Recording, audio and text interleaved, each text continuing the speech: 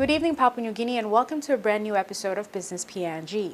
The Institute of National Affairs has urged that parties involved in upcoming resource project negotiations need to do so more transparently and hold institutions accountable. INA Executive Director Paul Barker said that previous projects, including the PNG LNG project, have demonstrated the lack of firm negotiations. With new resource projects in the pipeline, such as Papua LNG and the Morobe mining joint ventures Wafi Golpu, the INA is urging parties involved to negotiate firmly for the benefit of the Papua New Guinean people. Barker stated that terms negotiated must involve revenue and forex being paid up front and disproportionate risks addressed. They need to negotiate more firmly, clearly with LNG. We've got one LNG operation up and running. The companies have to know they had a pretty good deal on that one, and next time round the state has to be able to negotiate to get a deal where, as I say, revenue is flowing earlier, foreign exchange is received into the economy earlier. Companies may not like that, but and in some cases with certain resource projects, the companies may say, hey, we're not interested. Well, fine. If there's not a net benefit from a resource project and a reasonably upfront benefit, well, that resource project should not proceed, at least should not proceed at that time, or maybe not proceed with that particular developer. There's no point in digging a big hole in the ground and causing environmental damage and maybe putting waste into the sea unless there are net gains. You obviously want to minimize the environmental damage and environmental risk and have the highest standards, but you also want to be generating good local employment. You want to be making sure you have got revenue to the national government, but also obviously locally to the province landowners and so on. You need obviously to address any compensation issues. You really want to have an environmental offset. So if you are causing damage, that you make that up by causing environmental gains in other ways. So all of those are essential. But if you're actually not getting the sort of economic benefit in the short run, medium run, or even maybe in the longer run, and if you as the country are bearing a disproportionate portion of the risks associated with major hiccups in production, but also especially risks associated with low commodity prices and other factors, then you'd really have to say, is that resource project a resource project that you want to have? At this, maybe later, when commodity prices are higher, or when new technology is available, or different investors are part of the picture, you'd want to do it later. But these are decisions that PNG has to take. He said that this also goes for other resource sectors like forestry and fisheries. Not just with the extractives, but also with fisheries projects, forestry projects. You have to in each case you have to be assessing, what's the bottom line? Where's the cost, and where's the benefit? And is it a net benefit for PNG and its citizens? And if it's not, if the economic, social, environmental, financial costs outweigh the gains, either negotiate a lot harder, or go and say no, or defer, or whatever. In the past, with the PNG LNG project, it has not been negotiated properly, and the country's economy has been paying for it. The resource projects that we've had to date, it has to be said, the state hasn't done a great job in negotiating them. Maybe the conditions were tough, and the companies would have been negotiating very hard, and they would have been arguing, look, the high risks of investing in the PNG economy for one reason or another. I'd have to say that by not having and providing much in the way of revenue to the state to be able to perform its functions, those risks have actually been enhanced, because obviously the state needs revenue to be able to provide goods and services to its population, including managing and timely administration of landowner benefits and so on. Although the companies have been paying the royalties across, it's just that the royalties then haven't been delivered to the landowners, but that's another issue. I'm Leanne Jurari in Lorengau, and you're watching Business PNG. More than 350 participants representing national, provincial, and district finance offices gathered in Buin for the National Finance Managers Conference. The event is the largest to be hosted by South Bougainville to date. Marape Tulo with more.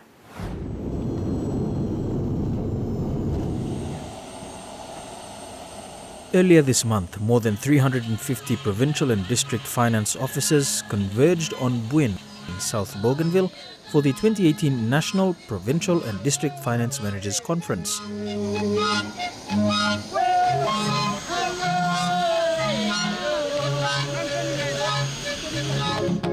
The event, the first to be held in Bougainville and the largest to be hosted by Buin.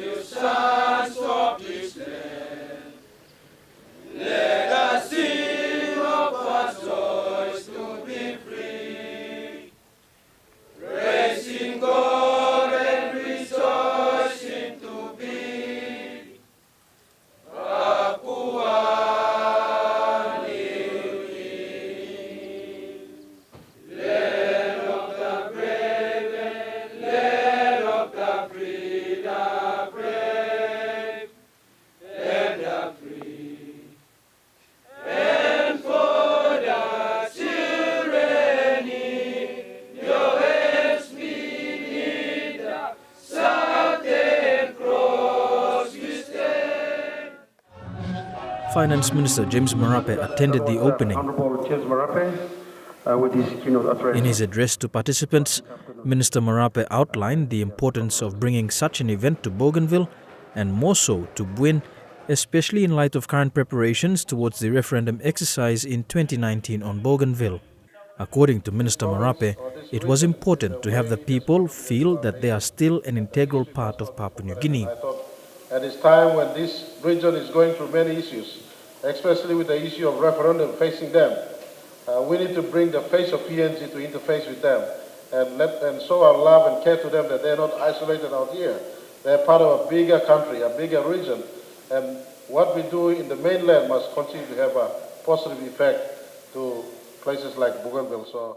Minister Marape also highlighted the total amount of funding passed through provincial and district treasuries, monies which he said was substantial and needed to be protected through stringent auditing processes. Together, not only Bougainville, but right across the country, pick up and deliver services to our people. Many talk about money, but let me point to us some money statistics. Last 5 years, our government, without fail, passed through our care, our provincial treasuries and district treasuries, 5.3 billion kina, starting 2012 to 2017, not including this year's remittance. 5.3 billion kina transferred from Waigani through Department of Finance, through the provincial treasuries and through the district treasuries, so that our people out there in rural PNG, the districts and provinces, can feel a little bit of change in their life in as far as government services are concerned. And so the people expects the government, in which we are arms and legs and agents of, to show evidence that this money is being put to good use. I want to go beyond just disbursing the money from Waigani to actually be out there auditing and make sure that this money are being put to good use right across the country. Autonomous Bougainville Government Finance Minister Robin Wilson also addressed the conference, highlighting the need for improved auditing during these times of reforms within the finance systems. It is my sincere hope that the reforms that are driven at the sub-national levels are practical reflections of our people's realities, needs and aspirations. By extension, I sincerely hope that these reforms do not promote bureaucratic red tapes and must be felt to ensure timely processing of payments for public goods and services. All in all, these reforms must make our financial system more effective, yet maintain high standards of accountability and transparency, first in the system itself, and secondly, in those entrusted to manage the system. Despite its rural location, South Bougainville continues to be an emerging economic center. Its member, Timothy Masiu, acknowledging the importance of spending through programs such as the District Services Improvement Program on key areas which improve the lives of people. And given the district borders the Solomon Islands, Masiu also called on the government to assist in delivering critical infrastructure to support trade, whilst at the same time securing the international border. A further 2 million kina respectively on infrastructure development and health improvement, including the provision of solar power energy to remote Torokina Health Center, 1 million kina to support the law and justice sector, which also include the churches, and a further 1 million on economic empowerment. For me, the DSIP is and will continue to be an important funding that will trigger change and progress in the rural communities, and I urge you to be proactive and facilitate for the timely release of the funding if and when available. Minister, Vice Minister, my electorate shares an international border with the Solomon Islands. Therefore, the need to build infrastructures and facilities for border surveillance, border security, border policing, as well as immigration facilities is of paramount importance right now. Secretary Nangan also highlighted the work being done to upskill all finance officers from the national, provincial and more importantly the district level. Therefore, our effort now is to just roll out the system. We will roll back and look at the system enhancements later. So our efforts have been, we know that those, all of you that have access now, IFMS, there are some issues with the technical, but all of you are using. Whatever those are, we will look at the systems enhancement as we proceed.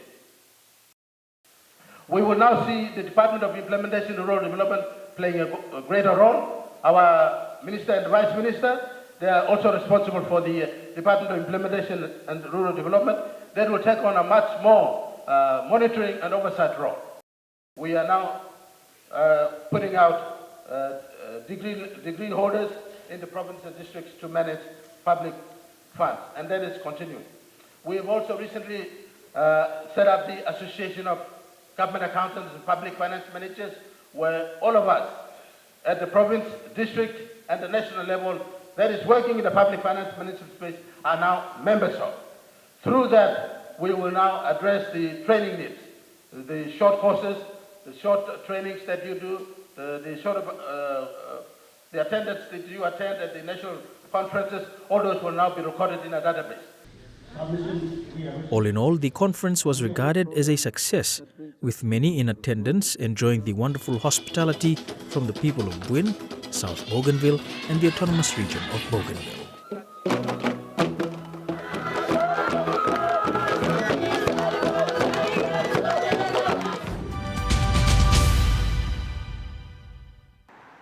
I'm Leanne Gerari in Sydney, and you're watching Business PNG.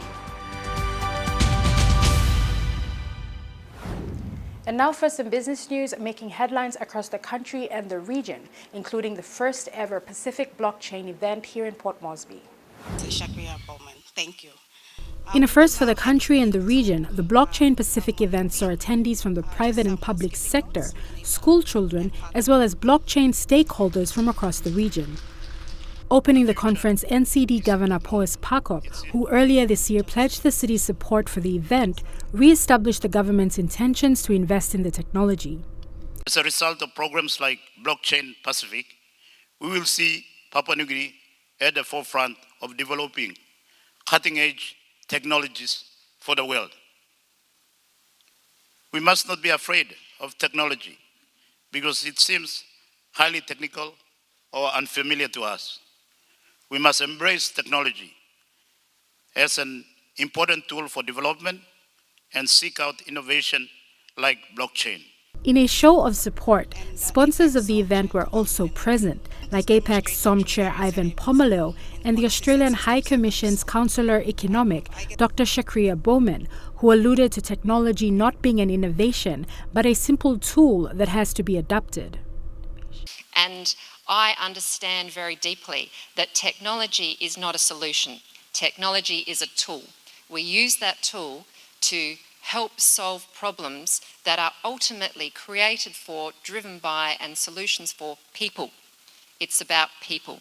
And so keep that in mind as you talk, because people do things differently. As Secretary said, we are all different, and people come together to create communities and countries and groupings that all operate in unique ways. A tool has to be adapted to those groupings, and it is absolutely amazing what people can do with a tool, because everybody will use that tool differently.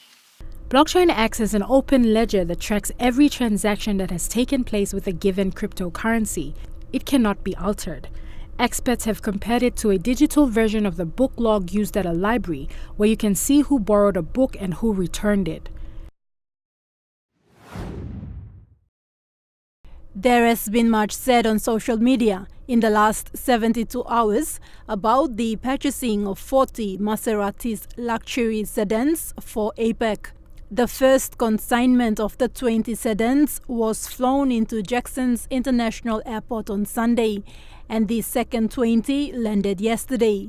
Minister responsible for APEC, Justin Chechenko, in a media statement yesterday afternoon said, having the vehicles paid for by the private sector is the smartest way to have use of the vehicles for APEC and at no overall cost to the state. We asked the Prime Minister about it when we caught up with him in late today. Like many other international events that we have hosted in the past 40 years, there has always been arrangement whereby the private sector will buy those vehicles so that it saves government money, and then the private sector will take ownership of the vehicles after the events are finished. These Maseratis would be the first ever to land on PNG soil and in such a large quantity also.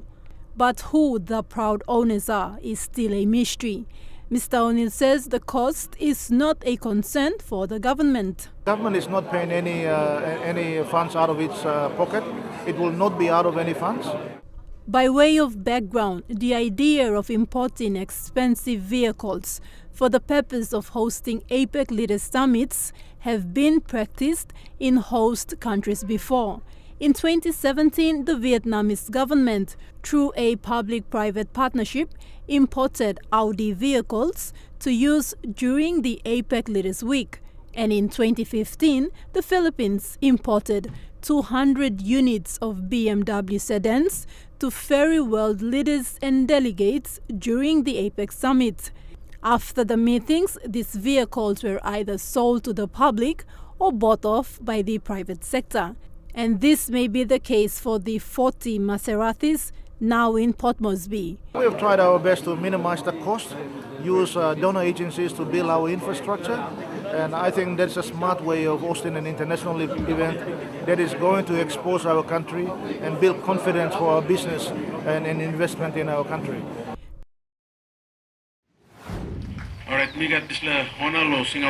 These are the Solarize mills that were given to the 12 farmer groups. The mill is powered by solar energy. The rice grains from the paddy are placed in here and hulled. Then it is made into white rice through this rice polisher. These local farmers have been trained to use these solar mills and have also been taught techniques to grow the crop better.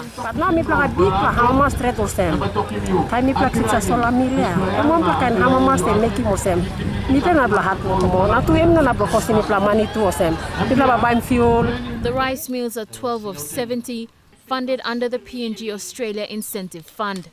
It is a pilot project targeting 30 rice-growing communities in Marape. It expects to boost rice farming and production and improve food security and the livelihood of farmers.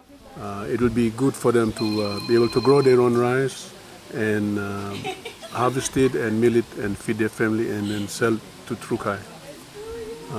That's what we want as we see that people become self-reliant. Farmers milled rice manually, producing small amounts for their families. With the new Solarize mill, they can produce up to 40 to 50 kilograms of rice per hour. The project is implemented by NARI, Trukai, Project Support Services, PNG Women in Agriculture, and the Marape Department of Agriculture and Livestock. An MOU has already been signed to move the project along.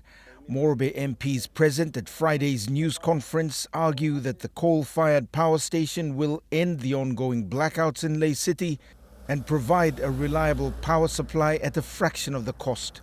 What the facts are, 70% of power development in Australia is powered by coal. That's 70%. And yet we have people saying we can't have one coal power station in Ley. My advice is come try live in Ley. Try live with the constant blackouts. Come live with trying to make manufacturing here in Ley. The price of goods and services rise. Come and live here when you had 1 week of constant blackout. Then come and complain about the power here. Ley MP John Rosso says he was initially against the idea but had to visit various power stations and study the concept himself. Other fact of the matter is current existing power stations, including the proposed new hydro, they'll be selling power at roughly 20 to 25 US cents. And that is like twice, 2.5 times the current proposal. So are we going to pay more for our power? The Chamber of Commerce only ask him plenty cheap power, only ask him reliable power. Now, you mean I will give him. So while Marape MPs are determined to push forward with the project, the move has brought widespread criticism from international groups opposed to the coal option. The challenge now is to manage PNG's international commitments to climate change, while at the same time the contractual obligations to the coal company. And that's all we have for this episode of Business PNG. For more information, or if you'd simply like to view this episode again, visit EMTV online at the URL at the bottom of your screen. Or to simply join the conversation, like our page on Facebook or follow us on Twitter at the Twitter handle at Business PNG. Until next week, have a pleasant evening. I'm Leanne Jarari, and this was Business PNG.